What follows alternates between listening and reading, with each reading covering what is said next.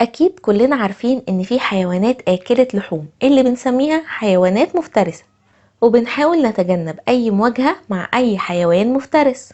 لكن عمرك سمعت عن نباتات مفترسة أو آكلة لحوم؟ يا ترى إيه اللي ممكن يخلي كائنات مسالمة جدا زي النباتات تتجه لأكل اللحوم وتبقى كائنات مفترسة؟ وهل النوع ده من النباتات خطر على الإنسان؟ ولو صادف وشفت نوع من النباتات دي المفروض تتصرف إزاي؟ أهلا بيكم في سلسلة حدوتة ومعلومة. أنا نورهان ودي قناة بايو جيو ساينس. قبل ما نبدأ، لو لسه مش مشترك في القناة فانت فايتك كتير جدا، الحق نفسك واشترك دلوقتي. في حلقة النهاردة هنعرف ايه اللي ممكن يخلي نبات يتحول ويبقى آكل للحوم، وايه هي أنواع النباتات المفترسة، ونتصرف ازاي لو صادفنا أي نبات مفترس.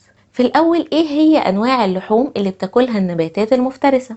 النوع ده من النباتات بيتغذى على الحشرات والديدان، يعني ما تقلقوش، هي مش خطر على الإنسان، لدرجة إن في بعض الناس المهتمين بالنباتات بيزرعوا النوع ده من النباتات وبيعتبروها حيوانهم الأليف. النباتات المفترسة اسمها Carnivorous Plants، وبتعيش غالبا في أماكن التربة فيها طينية رطبة، والنوع ده من التربة ما بيكونش فيه المواد الغذائية اللي في الحالة الطبيعية النباتات بتاخدها من التربة، زي الأملاح والمعادن. فبالتالي النباتات اللي عايشة في التربة الطينية الرطبة بتضطر تدور على مصدر تاني تاخد منه الأملاح والمعادن اللي هي محتاجاها. تعالوا نشوف ازاي النباتات بتقدر تصطاد الحشرات عشان تاكلها.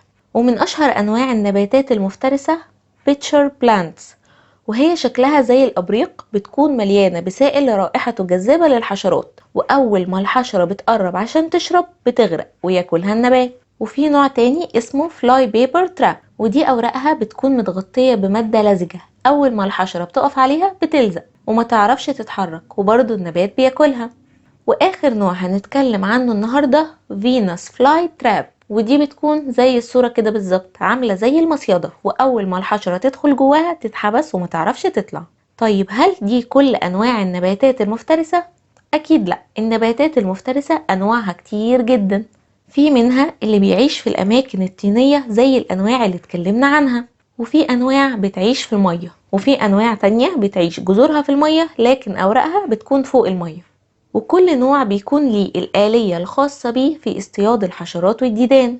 طيب، هل النباتات دي بتاكل الحشرات والديدان بس؟ الإجابة لأ، النباتات المفترسة بتاكل كل أنواع الفرائس اللي بتقدر تصطادها.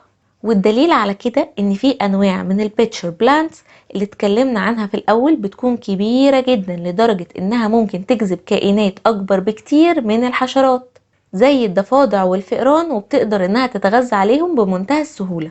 وده يرجع لأن النباتات دي عندها نظام هضم قوي جدا. وبكده تكون معلومة النهاردة إن النباتات مش كائنات ضعيفة ولا قليلة الحيلة زي ما بعض الناس بيظنوا. بالعكس، ممكن تتغير وتكون كائنات مفترسة لو حكمت عليها ظروف البيئة اللي هي عايشة فيها. والتغير ده بنسميه تكيف أو adaptation. والتكيف ده مش بيحصل للنباتات وبس، لا، ده بيحصل للإنسان والحيوان، وكل الكائنات الحية بتضطر إنها تتكيف مع ظروف البيئة اللي حواليها. وبكده تكون خلصت حدوتة النهاردة. ما تنسوش انكم تقدروا تختاروا مواضيع الحلقات اللي جاية عن طريق انكم تكتبوا في الكومنتس محتاجين نتكلم عن ايه، او تتواصلوا معانا على صفحة الفيسبوك.